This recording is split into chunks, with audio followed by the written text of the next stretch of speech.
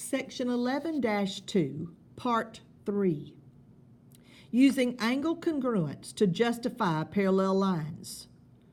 Which congruent statements justify that angle A is parallel to B and that angle C is parallel to D? So, let's begin looking at these. As you notice, we have A and B. We're being asked which pair of angles justifies that A is parallel to B. We also have line C and line D. And we're also being asked which one of these congruence statements justify that these pairs of parallel lines, or that these lines are parallel. Now, what's going to happen is, when I look at it this way, if I look at A and B, I'm going to start with my first angle, angle 2 and angle 10. Locate 2 and 10. Here's 2 and here's 10. So what's happening is A and B are the parallel lines, and line C is your transversal when you're looking at these two pair of angles. Angle 2 and angle 10 are what we call corresponding angles. Okay, you're not even involving line D. You're only involving line C, and it's your transversal. And so therefore angle 2 and angle 10, since they're congruent, then lines A and B are parallel. So out to the side of 2 and 10, I'm going to say A is parallel to B. That's the pair of sides that are parallel based on 2 and 10. Okay? All right, next let's look at 3 and 6. I'm going to pull them out, each one separately, 3 and 6. Okay, so when I look at 3 and 6, this is what I see. Here's 3 and here's 6. So I only used lines C and D and A. I did not even use B. So this time, A is my transversal and C and D are my two lines that I'm trying to determine if they're parallel. Well, these are alternate interior angles.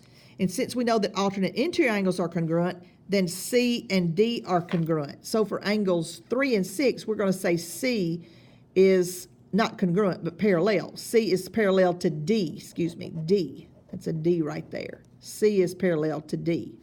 Next, let's look at 4 and 12. Here's 4, here's 12. So I'm going to look at it this way. Here's 4 and here is 12. I see that we're using A and B, and my transversal is D, A and B. Well, 12 and 4 are what we call corresponding angles. Since they're congruent, we know that A is parallel to B. So we have A parallel to B. All right, let's look at 7 and 12. Here's 7 and 12. I see we're not even using line C, so I'm going to draw it right here using 7 and 12. So here I have my parallel, or my transversal, D. Here's line A and B. Here's 7 and here's 12.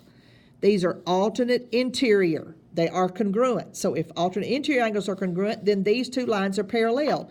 So A is parallel to B. So if 7 and 12 are congruent, it justifies that A is parallel to B. 9 and 11. Let's look at 9 and 11. Okay, I'm going to come down here and draw 9 and 11. Here's 9 and here's 11. Okay, and we're not even using our we're not even using line A. Our transversal is B. So here's transversal B, and we're dealing with lines C and D. These are corresponding angles. So since 9 and 11 are congruent, corresponding angles are congruent, then these lines are parallel. It tells me that C is parallel to D. So for 9 and 11, I know that C is parallel to D. And last, 10 and 15. 10 and 15. Okay, let's look at these. For 10 and 15, I see that I have 10 is here and 15 is here. I'm looking at line B. 10 is here, 15 is here, line B. We're talking about lines C and D being parallel. These are alternate interior angles. And if alternate interior angles are congruent, then C and D are parallel. So C is parallel to D. So you see how I pulled them out, pairs at a time.